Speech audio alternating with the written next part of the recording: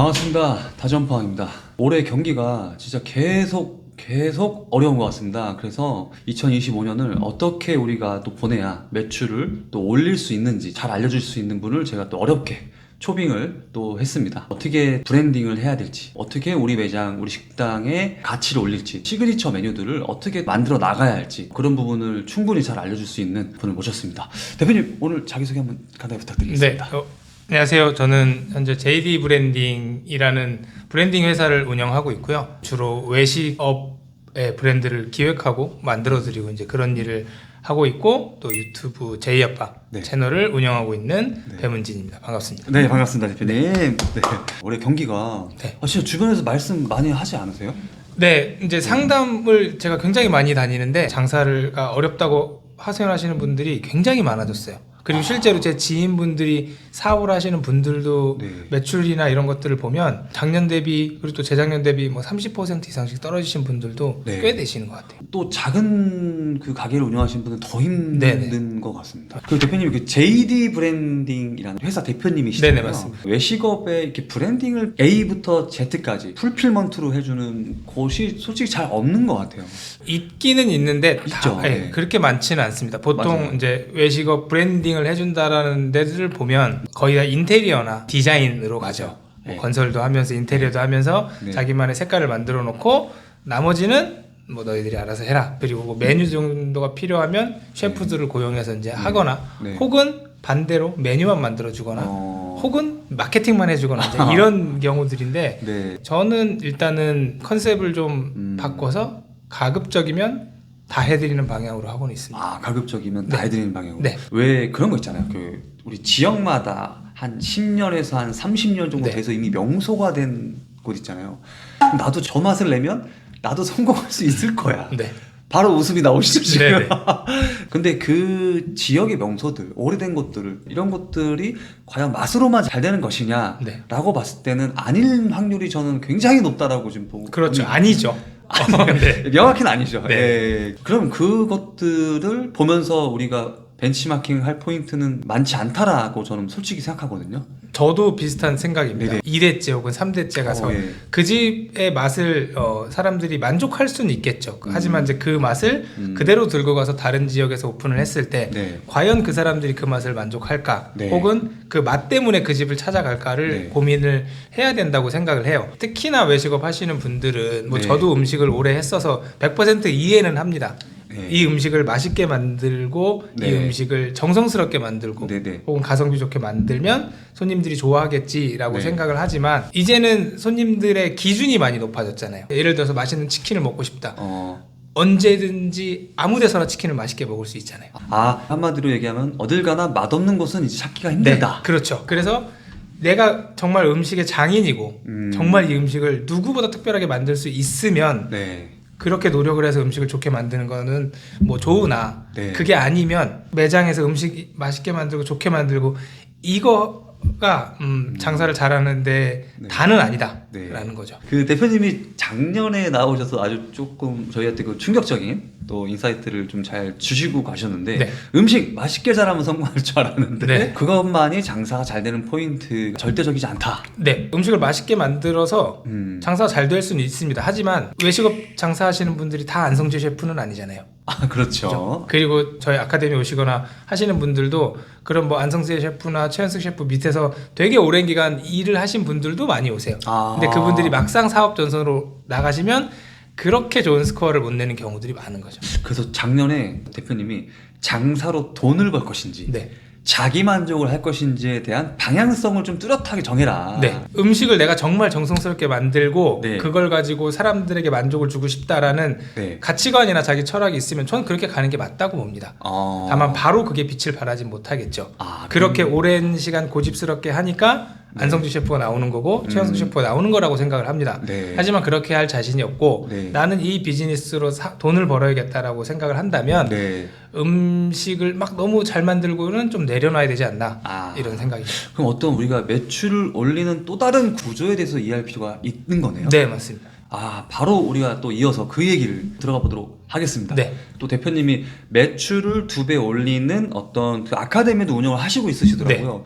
그 맥락에서 올리신 영상들이 되게 괜찮더라고요, 진짜. 네. 대표님 주장으로는 전국에 하나밖에 없는 나만의 브랜드를 만들어야지만 이 전쟁터 같은 이 포화 시장에 어떤 외식업에서 살아남을 수 있다 네. 라고 하셨는데 그 어떤 맥락이신지 어떤 건지 한번 조금씩 얘기해 주시면 네. 좋을 것 같습니다. 일본의 츠타야 서점이라고 있습니다. 일본 CEO가 사업의 시대를 세 시대로 나눴는데 첫 번째는 이제 상품이 부족한 시대로 나뉘었어요. 그거는 예전에 저희가 무슨 물건을 살 때 혹은 네. 음식을 살 때는 네. 그것이 파는 데로 가서 돈을 지불하고 사갖고 왔었잖아요. 네네. 예를 들어서 제가 어렸을 때는 저희 동네에 모아치킨이라는 굉장히 맛있는 치킨집이 있었어요. 네. 그래서 저희가 그 치킨집을 가려면 걸어서 한 3-40분 정도 갔습니다. 아. 왜냐면 그 정도의 치킨을 파는 집이 거기밖에 없었으니까. 그래서 맛있게 만들고 정성스럽게 만들면 사람들이 찾아갔었습니다. 하지만 시대가 바뀌어서 이제 플랫폼의 시대라고 얘기를 하죠. 상품이 넘쳐나고 그 상품을 모아놓고 파는 데들이 생겨납니다. 쇼핑몰이 될 수도 있고 이마트나 이런 데들이 될 수도 있고 배민 이런 것들이 될 수 있어요. 그러니까 그 주위에 있는 상권들은 다 죽기 시작을 하는 거죠. 네. 근데 이제는 그 플랫폼도 넘쳐나는 시대가 되는 겁니다. 그러면 네. 지금은 우리는 상품도 넘쳐나고 네. 플랫폼도 넘쳐나는 시대인데 자영업 하시는 분들은 아직도 첫 번째 상품이 부족한 시대의 전략으로 네. 장사들 계속 하고 있으신 거예요. 아. 우리가 더 맛있게 만들면 우리가 더 가성비 좋게 만들면 우리 집에 오겠지라는 개념으로 하다 보니까 네. 매출이 나올 수가 없는 구조인 겁니다. 제가 손님의 입장에서도 똑같은 음식들이 많으니까 네. 거기서 그럼 나한테 뭘 하나 더 이득이 있는데 네. 이런 것들을 찾아다니는 거죠. 똑같은 거기집이 있어도 이 집이 주차장이 있으면 이 집으로 가는 거고 네. 근데 주차장이 있는데 이 집이 조금 더 친절하면 이 집으로 가는 거고 근데 주차장이 있고 친절한데 이 집이 뭔가 프로모션을 해주면 이 집으로 가는 거고 이제 이런 음식 맛 이외의 요소들이 많이 충족이 돼야 되는데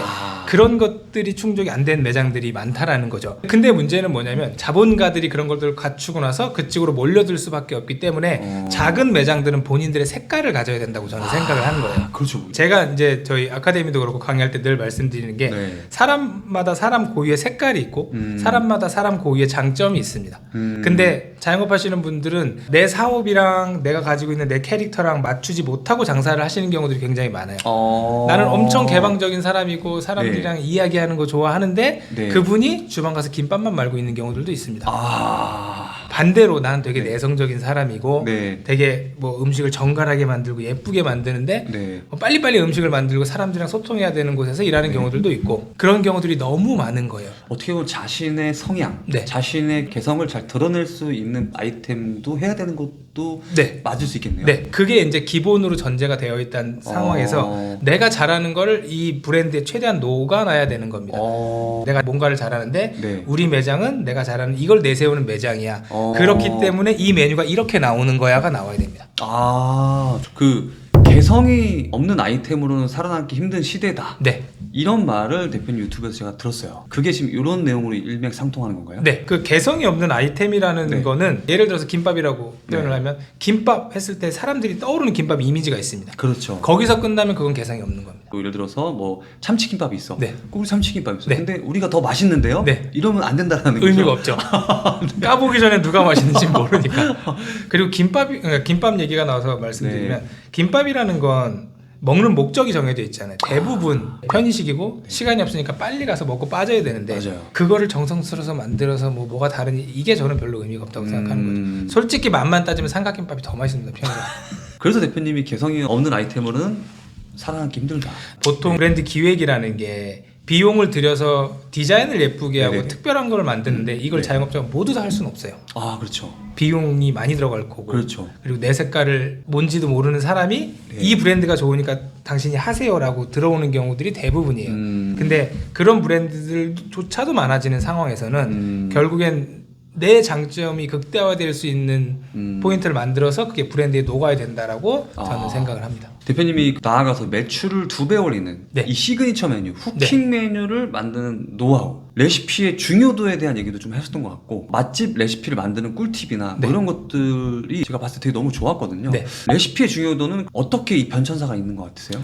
레시피라는 게 30년, 40년 된 맛집들을 보면 레시피 표준 안 돼 있는 데도 굉장히 많습니다. 그냥 눈대중으로 국자 몇 국자 맛보고 그냥 네.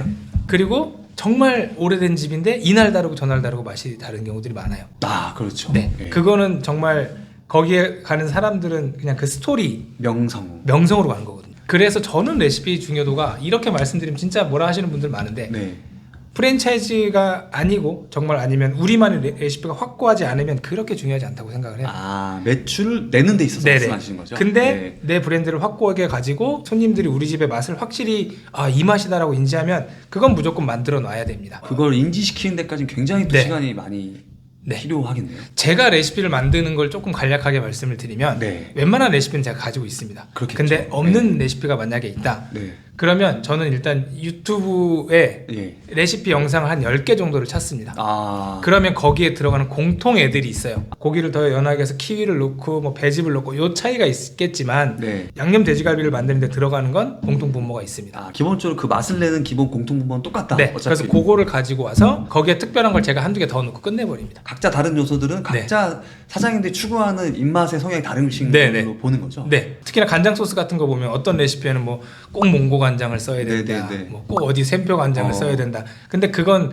그 집만의 얘기고 내가 그걸 굳이 할 필요는 없거든요. 이렇게 들어보니까 되게 심플해지네요. 또. 네. 네. 근데 물론 시간은 많이 걸립니다. 하는데 많이 걸리는데 네, 네. 그렇게 해서 어쨌든 내 매장의 레시피가 확고해지면 이제 그건 네. 레시피로 해서 계속 밀고 나가야 되는 거죠. 아. 근데 제가 중요하게 생각하는 건 내가 내세우는 메뉴가 하나 있으면 그 메뉴에 대한 시그니처 메뉴가 하나는 있어야 되고 그리고 후킹 메뉴들은 시즌별로 저는 좀 바뀌어야 된다고 생각을 해요. 아. 그래서 저희 아카데미에서도 시그니처 메뉴와 후킹 메뉴를 만드는 방법에 대해서 네. 강의를 하고 네네. 과제를 드리고 제가 키친을 빌려갖고 그걸 다 하나씩 만들어 봅니다. 간단하게 좀 말씀드리면 네. 시그니처 메뉴는 다른 집에 비해서 무언가 하나는 압도적이어야 된다고 생각을 합니다. 그러니까 남들이 파는 공통점이고 나도 그냥 팔면 되는 네. 거고 그 시그니처 메뉴 하나는 독보적이어야 된다. 네, 예를 들어서 어떤 집은 네. 돈가스가 남들은 이만한 걸 이만하게 줍니다. 어떤 데는 작은데 두께가 이만할 수 있습니다. 맞아요. 결국엔 돈가스라는 거는 변함은 없는데 네. 거기서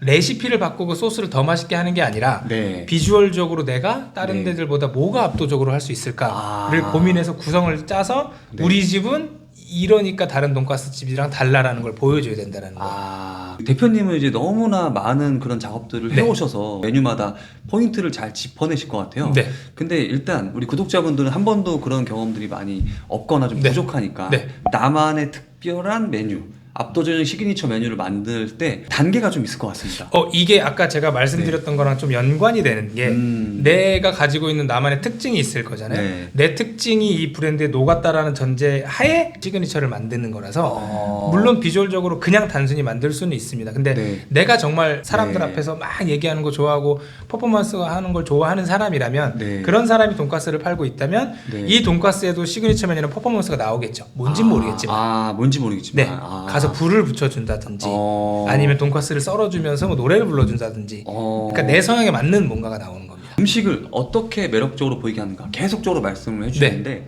대표님은 그런 기획을 하는 훈련법이 좀 생기셨을 것 같아요. 네네.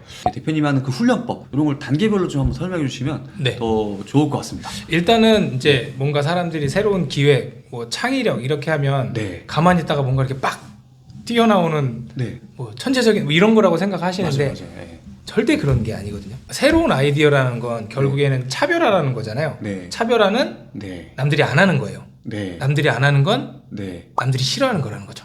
남들이 귀찮아하고 어려워하고 이걸 굳이 이제 이런 게 예, 막 이런 거. 거기서 저는 차별화가 시작한다고 생각을 해요. 근데 대부분은 네. 우리가 어디서 무슨 기획회의를 하고 해도 어디서 본 거, 어디서 들은 거 아니면 좀 좋아 보이는 걸 들고 와서 이제 기획회의를 합니다. 네. 그 밥에 그나물이 안 되거든요. 그래서 시작이 전혀 남들이 생각 안 할 것 같은 거 굳이 이렇게까지 해야 되나라는 걸 먼저 시작해야 된다고 생각을 해요. 그리고 저는 이제 기획을 할 때 네. 고깃집이 됐건 뭐 순댓국집이 됐건 뭐가 됐건 그 카테고리 거를 안 봅니다. 왜냐면 너무 뻔하니까. 맞아. 다른 거부터 먼저 보고 나서 나중에 거기다 끼워 맞춥니다. 다른 업종, 다른 아이템에서 많이 착안을 해야 된다. 네. 그러려면 벤치마킹을 많이 다녀야겠네요. 벤치마킹보다는 좀 여러 가지 시야를 많이 보시는 걸 추천을 드려요. 벤치마킹이라고 하면 네. 고깃집 해야겠다면 고깃집도 아닙니다. 근데 고깃집 다녀서 어떤 게 괜찮아서 픽업해오면 네. 그냥 나는 따라하는 것밖에 안 되는 거예요. 근데 새로운 걸 만들 거면 네. 고깃집이 가지고 있는 특징을 가지고 있는 다른 것들을 많이 찾아보는 게 좋죠. 그리고 만약에 고깃집을 내가 하는데 고기를 잘 특별하게 커팅이나 혹은 이렇게 못하겠다. 그러면 뭐 야끼니쿠집을 가거나 고기를 취급하는 오마카세나 이런 집을 가서 네. 얘네들이 고기를 어떻게 취급하는지도 보고 그런 것도 좀 헷갈릴 것 같아요. 차별화. 네. 그런 곳을 어떻게 서치하시면서 또 분별을 좀 하시려고 하는지. 제가 일단 뭐 상담을 하거나 아니면 네. 브랜드 기획을 할 때 이 클라이언트 분이랑 조금 시간을 둡니다. 일부러 설문지도 보내드리고 이야기를 좀 많이 해요. 그래서 이분이 가지고 있는 성향, 이분이 가지고 있는 장점, 이분이 좋아하시는 게 뭔지를 최대한 끄집어내고 네. 제가 하나 또 물어보는 게 뭐 카테고리 상관없이 나는 이런 매장을 하면 해피할 것 같다 네. 라는 데를 몇 군데만 찝어달라고 합니다. 그 다음에 거기를 가서 공동분모를 좀 찾아냅니다. 왜냐면 사람이 이 매장을 좋아하는 건 네. 분위기 때문일 수도 있고 사람 때문일 수도 있고 혹은 뭐 음악이건 여러 가지 요소들일 수도 있잖아요. 그렇죠. 근데 보통 이렇게 픽하시는 걸 보면 이분이 이제 생각하시는 게 대략은 보입니다. 그럼 그럼 거기에 장점을 끄집어내서 그럼 이것 때문에 잘 되는 매장이 어디 있을까를 찾아보죠. 다들 고민하실 거예요 아마. 네. 특히 이 경기부랑이 올해 꼭 차별화해서 더 잘 되자가 아니라 일단은 올해 유지하자거든요. 제가 네, 봤을 때. 맞습니다. 유지를 해야 2026년부터 그 차별화된 게 소문나서 네. 또 잘 될 수 있는 네. 발판 마련하는 지금 딱 그 해가 네. 돼야 된다고 보거든요. 네. 왜냐하면 차별화하고 뿅 했다고 바로 이게 잘 되진 않잖아요. 그렇죠. 그러지 않죠. 그래서 대표님 여기서 마케팅까지 연결이 돼야 되는. 네, 맞습니다. 우리가 메뉴를 만들 때 뭐 네. 사진 찍기 예쁘게 메뉴를 만들자라는 얘기를 진짜 많이 하잖아요. 맞아요, 근데 그게 맞아요. 결국엔 네. 다른 것들이랑 봤을 때 우리가 딱 튀어야 되기 때문에 만들거든요. 네, 그렇죠. 근데 그게 근본이 없이 그냥 이쁘게 만들어 버리면 누가 베껴 버립니다. 그럼 인스타그램에서 뭘 찍으면 다 똑같은 게 나오는 거예요. 다 치즈를 부어주고 있고 다 불을 붙여주고 있고 이제 이런 거죠. 근데 그게 내가 정말 잘하는 거랑 내가 어떤 브랜드를 만들어야겠다라는 게 먼저 잡히고 나서 메뉴를 만들면 그거는 이제 만들 수가 있는 거죠. 그리고 제가 이제 아까 잠깐 말씀드리다 말았는데 네네. 시그니처 메뉴랑 후킹 메뉴를 두 개를 동시에 만듭니다. 예를 들어서 야, 이 집에 갔더니 이 돈가스가 굉장히 좋더라. 근데 문제는 사람들이 이 집에 처음 돈가스로 먹으러 들어올 확률이 없다라는 거잖아요. 그렇죠. 초기 진입 신규 고객을 유입이 어렵다라는 거잖아요. 그렇죠. 그럼 신규 고객을 위해서는 후킹 메뉴가 필요합니다. 이 가격에 이게 나온다고? 이게 무조건 돼야 됩니다. 우리가 후킹 메뉴를 막 해물 막 때려 넣었는데 낙지들이 막 기어 나오고 이런 거를 생각을 하시는데 후킹 메뉴는 무조건 이 메인 메뉴의 보조여야 돼요. 메인 메뉴 먹고 네. 옆에도 먹어야 되는데 네. 이게 무조건 쌓여야 된다.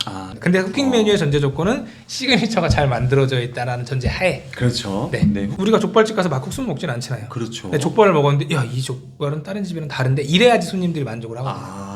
쿠킹 메뉴는 결국 관심을 불러일으키는 용도고 메인 요게 진짜 제대로구나. 요게 또 요거를 위한 연결 통로. 네. 이거는 이제 어쩌면 노출을 위한 네. 트래핑용이네요. 후킹 메뉴는 원가 계산하면 안 됩니다. 이건 그냥 마케팅 비용이라고 생각을 해야 돼요. 뭐 깨져봐야 한 3, 4천 원, 4, 네. 5천 원 더 깨지는 건데 블로그 하루에 체험단 10개. 하는 것보다 훨씬 더 이익인데. 그렇죠. 네. 후킹 메뉴는 제가 네. 공식을 드립니다. 일단은 키워드는 비상식입니다. 비상식적이어야 돼요. 비상식적이어야 된다. 비상식적으로 양이 많거나 비상식적으로 가격이 싸거나 비상식적으로 비싼 재료를 쓰거나 그런 거 많잖아요. 뭐 네. 짜장면인데 그 위에다 와규 스테이크를 얹어준다거나 컵라면에다 우니를 넣어준다거나 네. 이것도 다 후킹 메뉴잖아요. 그렇게 비상식적으로 할 수 있는 것들을 한 5개 정도 꼽아드립니다. 그래서 이 안에서 다 해보고 타율 높을 것 같은 걸 갖고 와라 라고 얘기를 합니다. 그래서 저는 내가 운영하는 매장에 내가 돈 내고 손님이 돼보라고 꼭 얘기를 해요. 내가 이 돈을 정말 10,000원 내고 네. 먹었을 때 만족한가? 다른 옆에 있는 경쟁업체보다 우리 집을 올 이유가 있나? 라는 걸 객관적으로 봐야 된다고 생각을 해요. 그 다이소가 그런 데잖아요. 물건 딱 깔아놓고 1,000원이랑 물건 갖다 놓고 어떤 거 갖고 갈래? 물건 갖고 가면 그 물건은 파는 거고 1,000원 갖고 가면 그 물건은 안 판다는 거. 그러니까 좋네요. 네, 자영업도 그런 게 필요하다고 생각합니다. 그런 분들 있잖아요. 네. 너무 신중하고 난 진짜 이게 정말 제대로 돼서 만들어서 뭘 해야겠어. 애초에 처음부터 너무 완벽하게 하려고 막 고민도 네. 많이 하시는 것 같더라고요. 네. 그런 분들한테 어떻게 한마디 좀 해주실 수 있는 거 있을까요? 시작할 때 이거 내가 이렇게 해서 잘못하면 어떡하지? 라고 해서 시도를 안 하는 것보다 네. 자꾸 잘못하면서 발전하는 게 훨씬 더 중요해요. 제가 이제 서비스를 하거나 프로모션을 하거나 아니면 신메뉴 같은 거 출시할 때 그냥 뭐든지 해보라고 말씀을 드립니다. 뭐든지 해봐라. 해보고 만약에 이 손님이 불편하다 그러면 사과하고 서비스 드리고 더 나은 응대를 하면 이 사람이 단골이 됩니다. 아 맞아요. 네. 예. 그리고 이제 시도를 어떻게 해야 될지 모르겠다고 하시는 분들한테 짤막하게 좀 말씀드리면 네. 1년에서 12월까지 보면 그 달마다 특별한 게 있어요. 뭐 1월은 새해가 있고 네. 뭐 3월은 새학기가 입학 있고 시즌도 뭐 이런 게 있고, 있고 예. 그런 거 적어놓고 하고 싶은 거를 거기다 그냥 끼워서 팔면 됩니다. 아. 6월에 가서 뭐 랍스터 아이스크림 그냥 반응이 괜찮아요. 그럼 계속 파는 겁니다. 그렇게 하면 계속 시도할 수 있어요. 그래서 시도하시는 거에 겁내하지 말고 네. 생각보다 우리 매장 사람들이 모릅니다. 어쩔 수 없어요. 장업 계속 움직여야 돼요. 그래야지 살아있다라는 게 표현이 되고 네. 사람들도 찾아갑니다. 대표님이 운영하신 아카데미 2025년 자영업 매출 2배 만들기 모집 네. 과정을 지금 하고 있으시잖아요. 네. 모집 안 하시나요? 이게 모집하는 그 기수가 없어가지고 지금. 네. 네, 3월에 이제 1차 네. 끝났고요. 아마 6월 네. 하반부나 7월 네. 이때쯤 하지 않을까 싶습니다. 아 6월 뭐 하순이나 네네. 네네. 7월 네. 날짜를 픽스하지 않아도 상담이라도 좀 받아볼 네. 수 있게 링크를 한번 좀 주시면은 네네. 이제 제가 고정 댓글에 남겨드릴 테니까 네.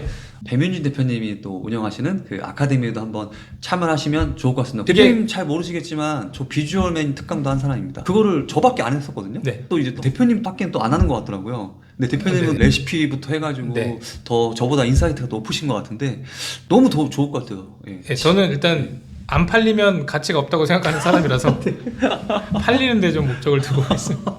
책도 쓰셨는데 네. 이런 아카데미 내용, 그런 브랜딩의 내용들이 네. 또 담긴 책인 것 같아요. 브랜딩이라는 게 되게 막연하고 어렵잖아요. 네. 근데 그걸 되게 쉽게 사례와 함께 다 들어가 있는 거죠. 네, 제가 이제 책을 쓸 때 피곤한 상태에서 일부러 읽어봐요. 왜냐하면 아. 자영업하시는 분들이 카페 가서 이렇게 여유 있게 책 보시지 않잖아요. 아. 일 끝나고 잠깐 졸려온데 네. 그래서 무조건 다 볼 수 있게 쓰자가 컨셉이었어요. 그래서 아마 보시면 되게 술술 읽히실 겁니다.